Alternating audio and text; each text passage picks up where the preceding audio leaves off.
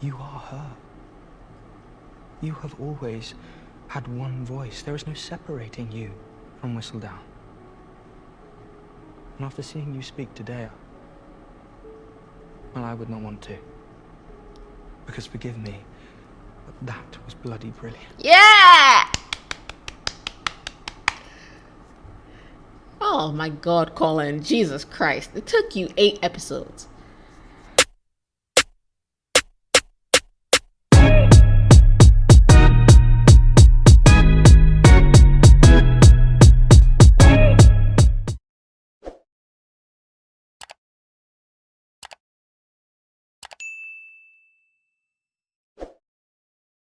Hello, what is up, my beautiful people? It is your girl, AMA, aka Amma, and welcome to Magnify, where we shed light on the good, the bad, the ugly, and the amazing. Today, I am reacting to the final episode of Bridgerton Season 3, Episode 8. As you know, it has been a journey full of lots of thoughts, okay?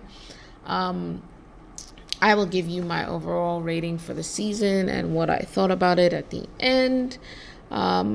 Suffice to say, I just wish there'd been a lot more of the development of the romance that they were trying to get us to believe in. I feel like they relied a lot on the books and on what people expected to happen rather than establishing Penelope and Colin's relationship within the series for itself. Like, when you look at Penelope, you're asking yourself, okay, so what about her makes her different from any other woman, makes you want her differently from any other woman? How is this different from Marina from season 1? Like, who is Penelope to you? And I don't think that they necessarily answered that, beyond the fact that he didn't find her attractive and now he finds her attractive, so of course you're gonna get married. But whatever, you know.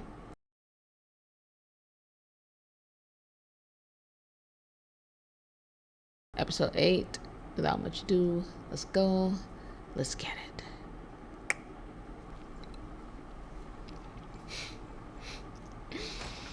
You look like the world is ending, bruh. I'll give you and your mother some privacy. Wait, you do not have to leave. I wish to. So we're still being snarky, huh? Because we aren't getting our way. Okay. Mum, you have a visitor in the drawing room. Lord Dabbling. Oh, I was hoping that she would, like, edge Cressida. Good morning, Mama. No one would believe you, Cressida. Your reputation could not be any lower at present. You will pay me my sum, or I will reveal the truth to the entire town. I mean, you don't have much of a leg to stand on. Like, your hypothesis is whatever, but, like, there's not a good basis to say she's Whistledown. She can still just deny. Tell me it is not true. For once, Cressida does not lie. No, she owned it. Mama. What terrible things you've written about your sisters. They were true. I must tell Colin. Well, I would forbid it. You can't forbid it. It's my marriage. Vulnerable player. A feeling, perhaps, you can relate to. You could have had me in checkmate, Lady Danbury. I realize that. But then the game would be over early. And what fun is there in that? Get it? If you take her out, it's done. No more Lady Whistledown. No more little fun competition. The nervous sneeze quelled by our happy marital bliss. The fact that they're actually happy is kind of cute. Because Philippa and I are going to host a ball centered on the colour purple. And orange. There will be... Should we discuss a budget? Of course. It should be very, very large. Are you sure we Johnny! She thinks one of us is Whistledown. And I know well enough as the matriarch of our household that no one is. now is be out in the world so that the town does not start to think that we have something to hide. Look them up and down. Oh, that's yummy. What is that? Ice cream? And I assume your Oxfordshire estate cannot be more than a day's ride away? That must be at least a fortnight's ride away. Oh, it is why, so... Damn. I cannot wait for the quiet. Oh.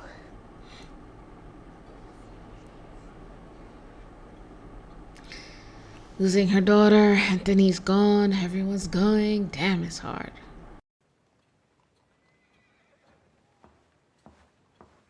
Front of Miss Bridgerton. She knows everything as well. Wonderful. How did she discover you? I'm not sure. It does not matter how. It actually does. You sprung a leak. The first thing you need to be doing is figuring out who squealed so you can cut them out. You should actually be going to your people and figuring out how Cressida Cowper knows your Whistledown. And it matters how she knows, because it's either going to be good evidence or bad evidence. If how she knows is completely circumstantial and you can bluff it. But if how she knows is concrete, then you're screwed, right? You should be wondering how she knows. Prevent her from revealing it. I'm not asking for your help. I merely wanted to be honest with you. It is not up to you what we do. I'm sorry. It's up to you. You're... Okay, all right. And I will not stand for anyone blackmailing my wife. Well, that is certainly a relief to hear. No, that is kind, Colin, but I can pay her. Oh, she said I got that money. She said £10,000 ain't nothing. Okay, she said 10,000 spend 1,000. Okay, So say it again. You have made that higher sum? Slightly more, if we're being honest. All this time? Shh, it's her money. You're not paying Miss Cowper a single penny. Because of your pride or because of what? We do. Please, would you just let... I will not cower to Miss Cowper. It's not about you, Colin. Jesus Christ. Can you put your pride aside? I agree we shouldn't pay the bitch. But, like, shut up. It's not you. It's not your career. It's not your business. It's not your anything. Your wife. So support her and figure out how she wants to handle it. I will call upon her tomorrow. And do what? Involved. It is the only way forward. Enjoying being married? Was it fun? Okay. I no longer trust anyone but myself. I must feel terribly lonely. I have known what it's like to be truly alone. And I'm off on my travels. Yes, to travels. Or anyone else, for that matter. Oh, that's actually sad. Everyone was busy with their lives Oh, without the they need didn't for care me in about them. you. Oh. I'm confused. It seems you've come for me to pay you sympathy, but I'm the one who is meant to be paid. For your sympathy. I have come for your mercy. Mercy? Penelope is no villain. Well, you acted like you thought she was. Do not sound as if you hate Whistledown. You sound like You you're sound jealous of her. Jealous of her. No, I'm not. Yes, you are, bitch! Perhaps it is understandable that at times her column has reflected the cruelty around her. A cruelty I imagine you have felt too. My G, I'm not gonna hold you. Like, this is cool and all, but it's not gonna solve out. There's a man who's trying to... He old as hell. I need the 10,000. You gonna figure out a way to give this girl 10,000 pounds? I say she should come out as Whistledown. Penelope should write behind the scenes. You keep Penelope's cover. She gets the face. She gets the money from the Queen. And it's all rah-rah. And surely your father will welcome you back to London when all this passes. No, he won't. His love is enduring. No, you're talking about your family, not hers. You take for granted that you will always have your family's support. You almost had her. Almost had her. You have no proof. I have a printer's apprentice who is willing to corroborate the truth. The f he is. Bet he disappears tonight. That's a joke. Get rid of him. Let's go. I will tell everyone. And then what? reflecting upon the lack of support I shall have in the future, perhaps I am not asking for enough from you. If she tells look, the blackmail is that if you don't tell me, I'll tell everyone. Okay, bet. You tell everyone. Maybe they believe you, maybe they don't believe you. And then what? If I don't pay you, you still don't have your money. So you can still eat rocks. Like, literally, don't pay the bitch. I'm sorry, I hate blackmail. My fault entirely. What do we do now? Perhaps Penelope was right. Find the printer's apprentice who's going to corroborate her story and remove him from the equation. No printer's apprentice, no story. Her word against yours. And who are they gonna believe? Somebody who's already proven themselves to be a liar, or the wife of Mr. Bridgerton? You people are joking. You're joking. I will have to invent some kind of a lie. We will keep her identity shielded. Don't you dare let him pay this money for you.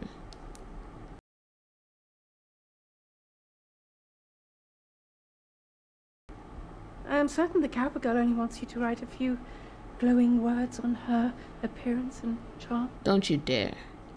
I'm so very grateful for all your counsel.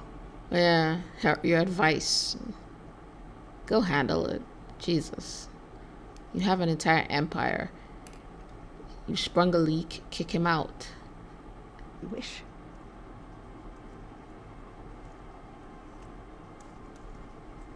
After all, it is not as though I asked your permission.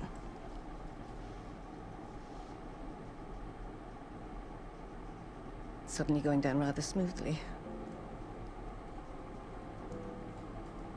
You know. Yes?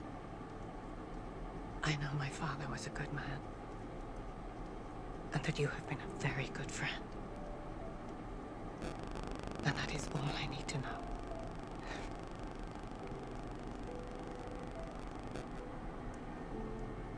And my brother is a good man. And you are a good friend. And that is all I need to know as well. But if he sours things between the two of you, I will pick you over him. I shall not lose you for his folly.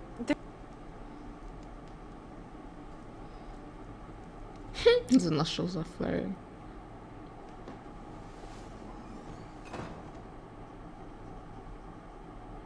If you could defend her so valiantly to Cressida and say she's not a villain, blah, blah, blah, blah, blah, what's all this?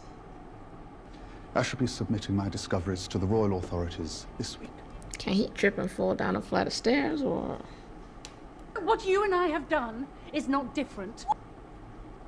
Who were you protecting with your column? Myself! Oh, from whom?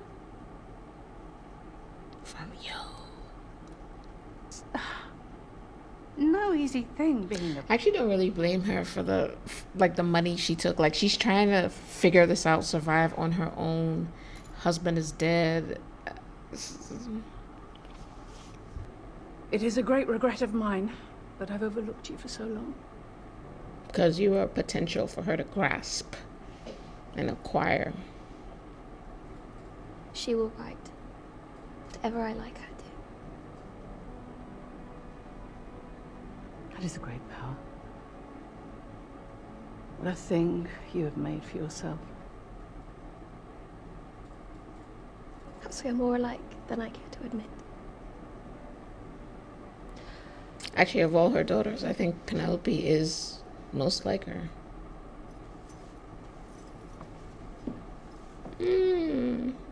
Pretty dress.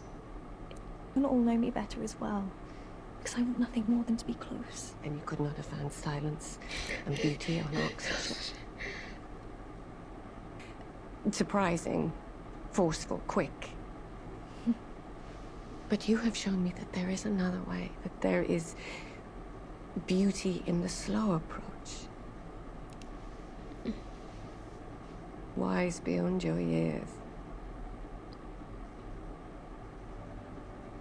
I think you'll do very well in Scotland. I love a supportive mama.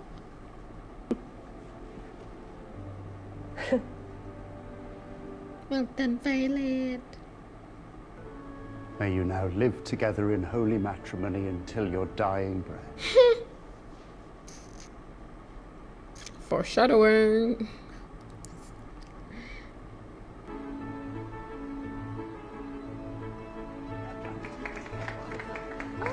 What? What was that? What was that? Her face did a thing. A little disappointed. What was that? Be grateful to Lord Anderson. Now that I am wed, Mother's attention... I wonder, I bet you it's a wound that Colin carries, that he traveled and, like he was saying, no one even cared. Like, makes him feel like he doesn't matter. If you would be so kind as to save a dance for me at the next ball. The Dagworth Finch ball, well, yes. That would be most of it, of course. Good. Very good. Was it like the first ball you met your husband at or something? Beautiful wife. I have not the words to express my unequal measure for the remarkable woman who raised her. I thank you. Mama did not abandon me, and I shall not abandon you now. Is that a threat? I actually love this. Their relationship is so cute.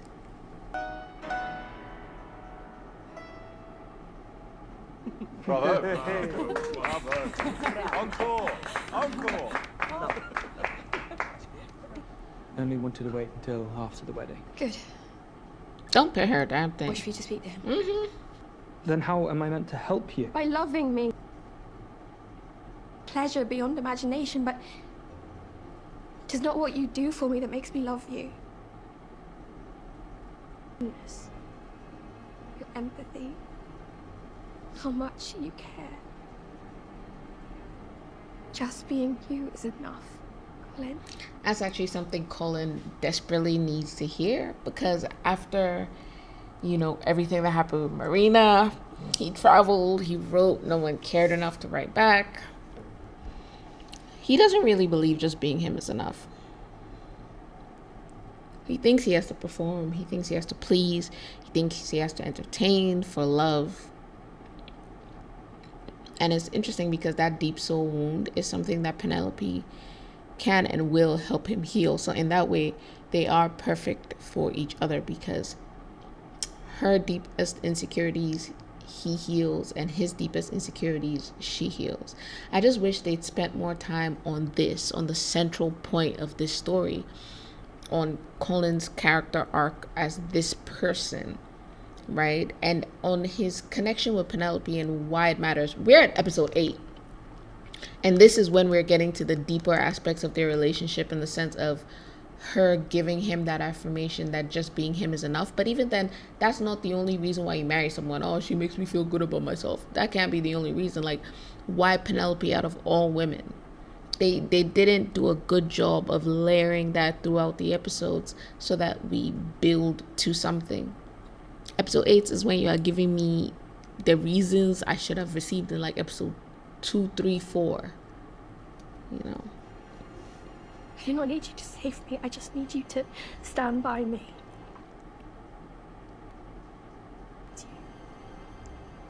I do not know. Jealousy go conquer you. You could just get the princess boy. Like, you ask which princess boy? She fucking found him. It can't be that hard to find a princess boy willing to blab for the chance to meet Whistledown. Colin. Uh-oh. It's turned out the way she has. The house is far too warm. You're right, sister. It is my wife's doing. Should we invite someone else to join us then? You're getting real comfortable with this, Benedict. What has happened ever since I met you? It's made me realize how good it feels to be free. That's just temporary pleasure. It's fleeting. There's no depth to it. It's just pleasure. And eventually pleasure does get old and boring. I support your wishes. But I must say, even merriment can grow tiring. And may change me entirely. I agree profoundly with everything you have said, as I have absolutely no idea what you are talking about. We should not let so long pass again between us before we meet on these swings to be I love their entirely relationship. confused together.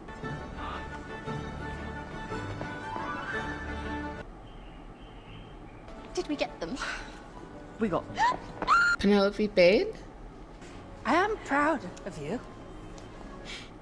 She offers it to them like afterthoughts, like the way you feed breadcrumbs to chickens. Bruh. What's the point of... I mean, it looks amazing. I didn't think it would be. I thought it would be gaudy, but it looks fantastic. Well, what's the point?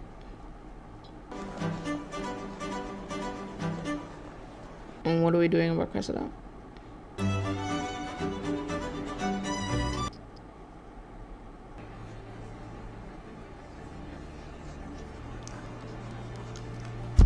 Oh shit.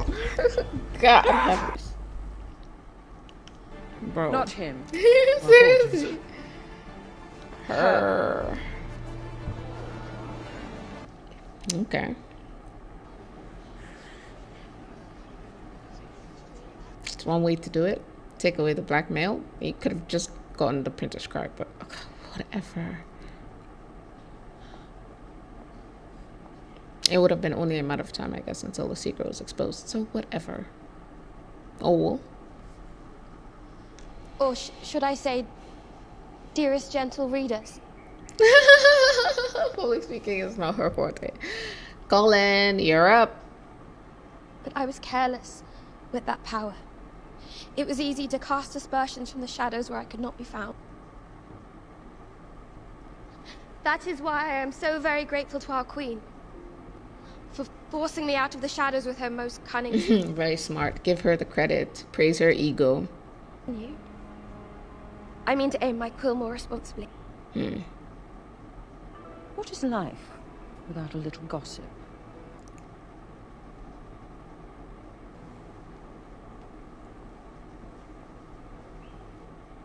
Lady Danbury saved your ass.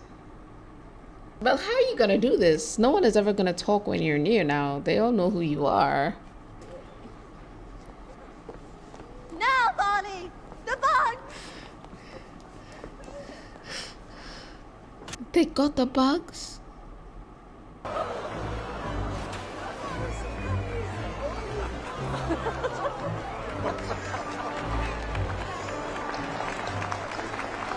That's actually beautiful. The ideas sounded so stupid, but they're amazing. I didn't know there were going to be butterflies. Like I said, bugs. You are a genius. I know. Shall we dance?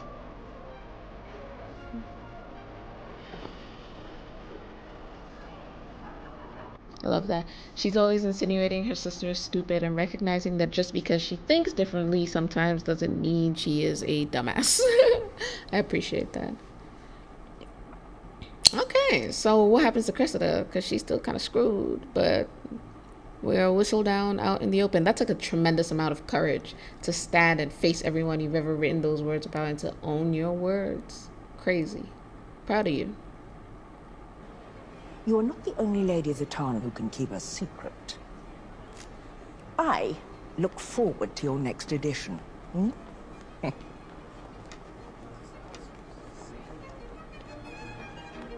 Honestly, like what to write now, you know? How do you even start it? Time for us to do better.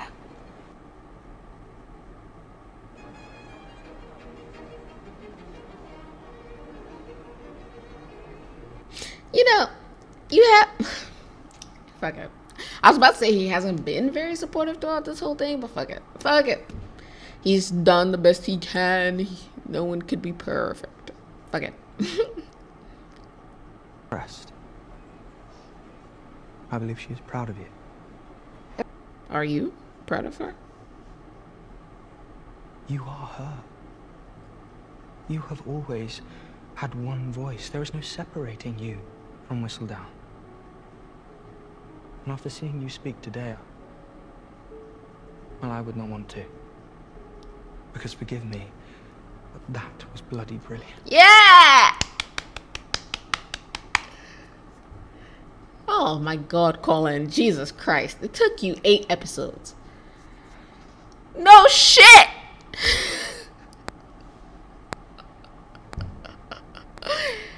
A woman with such bravery loves me. How lucky I am to stand by your side and soak up even a little bit of your light. You have light of your own, Colin. But yeah. My only purpose in life is to love a woman as great as you.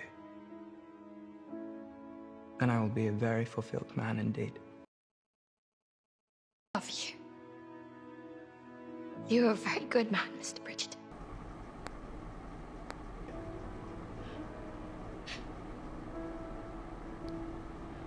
Now, will you please do me the honor of joining me on the dance floor, Mrs. Bridgerton? Hallelujah. Let's go. Get it, Violet. Get it, Violet. Get it, Violet. That is wonderful news. And thankfully, my cousin has finally arrived to complete our travel party. Michaela Sterling. I caution you. Every sordid detail John has spoken about me is a lie. Oh, color. Oh, fuck. First of all, Michaela, you're fine as hell. Second of all, I think you short-circuited Francesca. Girl. And you, Miss B? I well, I'm Francesca. Holy shit. Tim, come on. Francesca.exe just stopped working. Oh. Oh. Oh. Okay. Come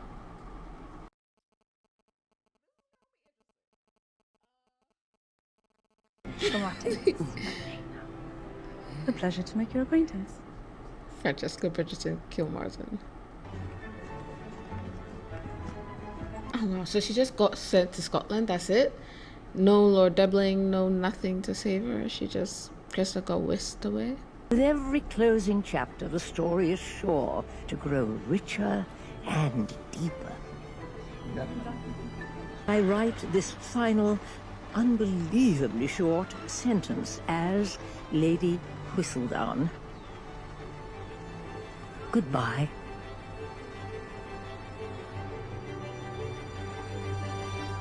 Does that mean for future Bridgerton seasons, there's not gonna be a Whistledown, or what? Yes. You are. Yes, please. A clever word and a beguiling smile. You think my smile is beguiling? I'm glad we had daughters. I'm certain they will both marry very well. Those are big ass babies. It is better than I expected. Enough to read that. Yeah. Previous wallflower, current columnist, observer, wielder of a quill. Nobody unique, and yet I have my moments. And hopefully, dear reader, you will stay on to enjoy them with me as we begin this next part of our journey. Yours truly, Penelope Bridgerton. That's actually really cool.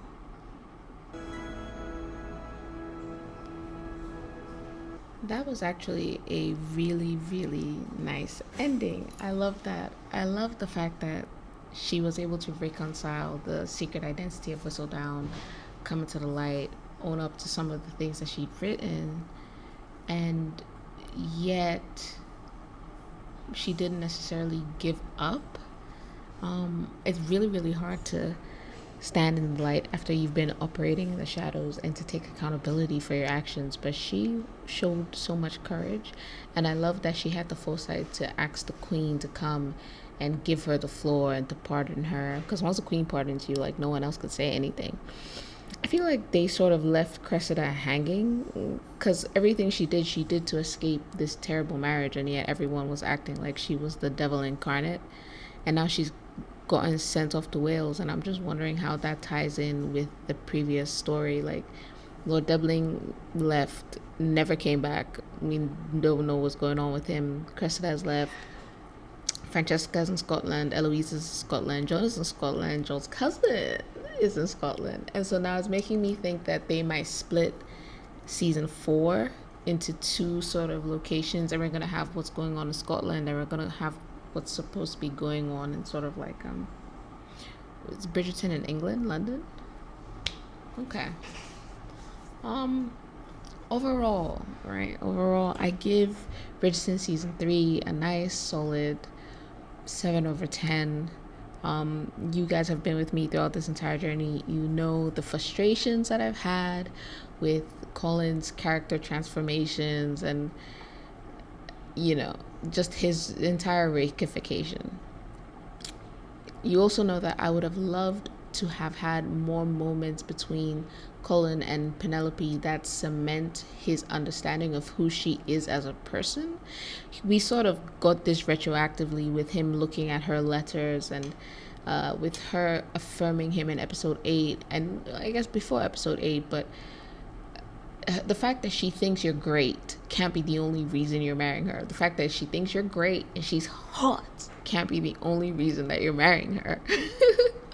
But like, his understanding of Penelope as a human being, right? His understanding of Penelope as a person, like, oh, she's quick-witted, or she's sharp, or she's cunning, or she's smart, or she's witty, or she's this, or she's that. I feel like we didn't really see that appreciation within the context of the story. It seemed as if the writers assumed that we thought that the only thing that was left between Colin and Penelope was for him to find her hot. So they had that kiss, he found her hot, and then boom, there's a relationship. But like, there's been no foundation. All we knew was that they were friends, and even then, he was like Eloise's older brother who was kind because no one else was kind to her. It's not like the foundation for the most insane, intimate friendship and or relationship that has ever existed. And as far as I'm concerned, they didn't bridge that gap.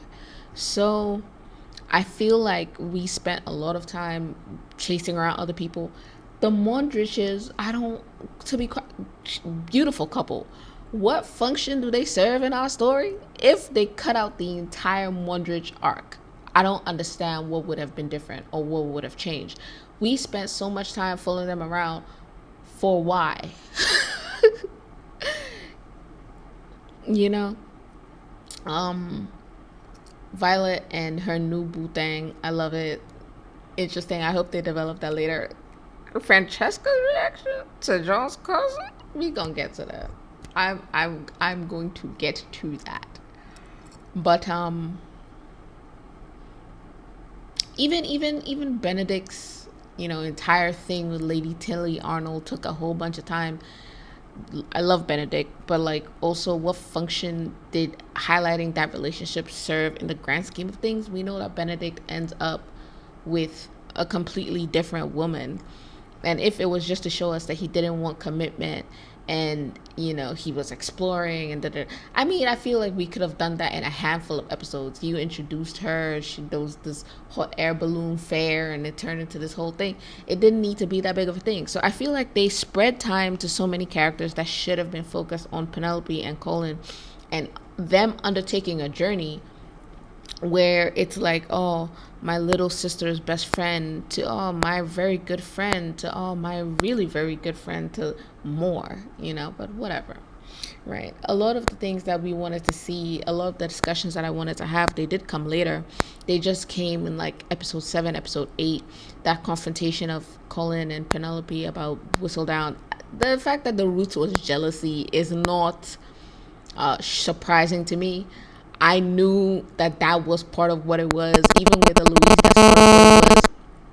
Just the shock that, oh wow, you're able to do this with your life, and I've been struggling to do something similar or something equally as like impactful.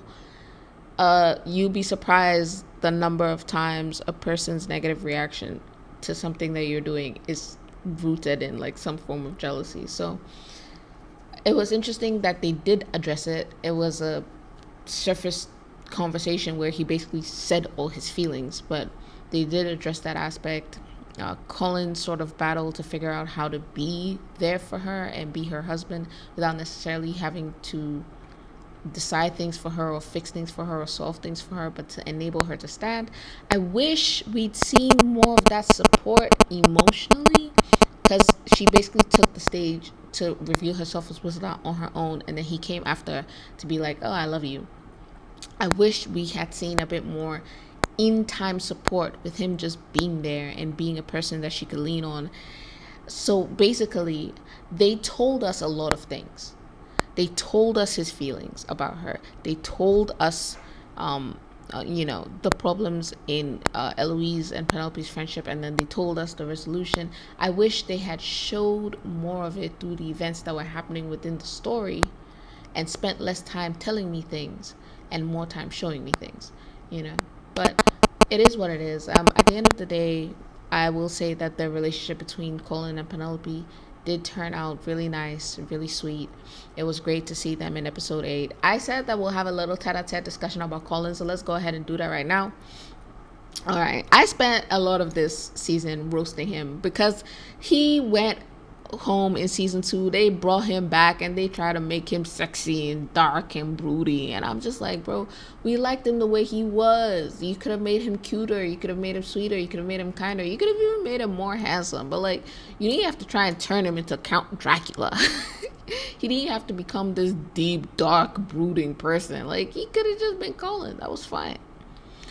So I have spent a lot of time roasting him, but let me use, his travels and his letters as a jumping off point to say that I do understand that Colin's arc this season has been that he has been struggling to sort of accept himself. He went on his travels as a very sensitive, very caring young man who in some ways that sensitivity and that care was taken advantage of with Marina. I don't think the fact that he was lied to, the fact that he was used, the fact that he was almost quote unquote abused because of his kindness is lost on him. And so he goes out, he sees the world, he meets women who are attracted to him, and he plays a certain part, right? He becomes the person that they expect to see, and they seem to like it. And there's a part of Colin that we've seen needs desperately to please in order to feel that he will actually be wanted or remembered or accepted. So part of his performance is to act the way he believes that the young women and young men of the society expect him to act. All right, and that's what we got in the reification when he came back. It's more about him suppressing his need and his desire for deeper intimacy and connection to act like, well, I don't need anything. And if he can act like he doesn't need anything enough, then maybe it will be true. I suppose that it was a way for him to heal from Marina's rejection, because he really believed he loved her and she just went with another man and didn't seem to think twice about it. We've seen a lot of rejection of Colin from Marina and even from his family in a sense, because for him to say, I traveled for months, I wrote, no one wrote back, that's painful. That's very painful. I remember that it's in my comments that Colin is very aware of the fact that he doesn't actually have respect. He doesn't have the respect of his brothers. He doesn't have the respect of his family, and it's something that he feels keenly. And so it was interesting to see him sort of take that arc from being this guy who's trying to pretend not to care, not to feel, not to need, to sort of falling in love with Penelope, to sort of having to confront the fact that he's putting on a facade, to learning how to be the man that she knows he can be in terms of being loving and supporting and kind, and sort of standing on his own and not being afraid, of not being good enough or of not being of use or value because he isn't actively performing for love.